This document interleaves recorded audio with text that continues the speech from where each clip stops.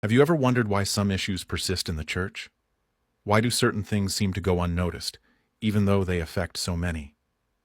Today, we're going to uncover 7 hidden sins that are present in many congregations, sins that God will not ignore. These may be things that are brushed under the rug, but they have a serious impact on our spiritual lives and the health of the church. Let's dive into these secret sins, how they affect us, and what the Bible says about overcoming them. Sin number 1, spiritual pride. Spiritual pride is when we think we're above others because of our knowledge of Scripture, our position, or our perceived righteousness.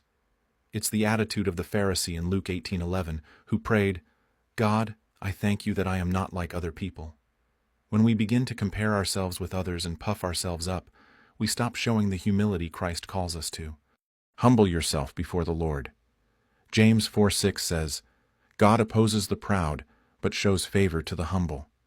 We must guard against the temptation to elevate ourselves above others and instead serve with a heart full of grace. Humility opens the door for God's blessing. We are called to walk in humility, just as Christ did, and remember that every gift we have is by God's grace, not our own achievement. Sin number 2, gossip. Gossip is a dangerous sin that often spreads in the church under the guise of prayer requests or sharing concerns.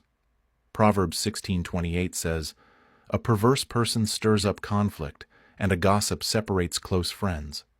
It's easy to fall into, but it creates division and dishonors God. When you feel tempted to gossip, take a step back and ask yourself, am I speaking this out of love or to tear someone down? Ephesians 4:29 urges us, "Do not let any unwholesome talk come out of your mouths, but only what is helpful for building others up." Speak words that bring life and unity.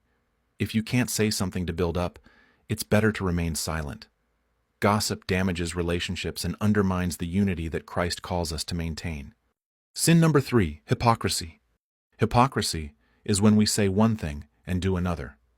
Jesus rebuked the Pharisees for this in Matthew 23:27, calling them whitewashed tombs that look beautiful on the outside but are full of dead bones inside. It's easy to act righteous in public but harbor secret sins in private. Examine your heart regularly. Ask God to reveal any areas where you may be pretending to be something you're not. 1 John 1:9 says, "If we confess our sins, He is faithful and just to forgive us and cleanse us from all unrighteousness." True righteousness comes from within. When we walk in honesty and integrity, God transforms us from the inside out, and our actions begin to match our words. Sin number 4, legalism. Legalism is the belief that salvation or favor with God comes from following rules or traditions rather than from faith in Christ alone. Galatians 5:4 warns, "You who are trying to be justified by the law have been alienated from Christ. You have fallen away from grace." It's a mindset that elevates human effort over God's grace. Embrace the freedom we have in Christ. Galatians 5:1 says, "It is for freedom that Christ has set us free." While we are called to live holy lives, it's not through legalistic rules, but through a relationship with Jesus and the power of the Holy Spirit. Salvation is a gift, not a wage.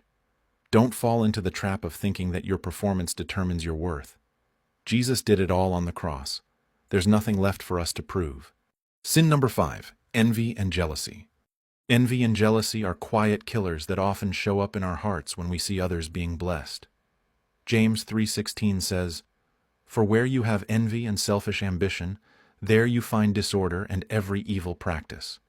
These emotions can silently sabotage our peace and joy. Rejoice with others when they are blessed. Romans 12:15 encourages us, "Rejoice with those who rejoice, mourn with those who mourn." When we celebrate others' successes, we align our hearts with God's. When you feel envy rising, replace it with gratitude.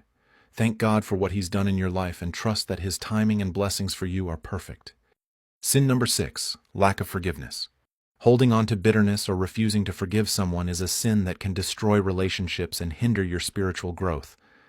In Matthew 6:14-15, Jesus says, "For if you forgive other people when they sin against you, your heavenly Father will also forgive you. But if you do not forgive others their sins, your Father will not forgive your sins." Choose forgiveness, even when it's difficult. Forgiveness doesn't mean excusing someone's wrong. It means releasing the hold that offense has on your heart. Colossians 3:13 says, "Bear with each other and forgive one another if any of you has a grievance against someone. Forgive as the Lord forgave you." Forgiveness sets you free. It's not just for the person who hurt you, it's for your peace and your relationship with God. Let go and watch God heal your heart. Sin number 7, neglecting the poor and needy. One of the most hidden sins in the church is neglecting those who are struggling. James 2:15-16 says, "Suppose a brother or a sister is without clothes and daily food. If one of you says to them, 'Go in peace, keep warm and well fed,' but does nothing about their physical needs, what good is it?" Take action. Jesus calls us to love our neighbors, and that means reaching out to those in need, whether that's through giving, volunteering, or simply showing compassion. True faith is demonstrated through our actions. If you want to reflect Christ, it's not enough to speak about love. You must show it by meeting the practical needs of those around you. Each of these secret sins can easily creep into our lives and churches, but God calls us to a higher standard. We are meant to be vessels of His love, grace, and truth. If this message convicted or inspired you, share it with someone who needs to hear it.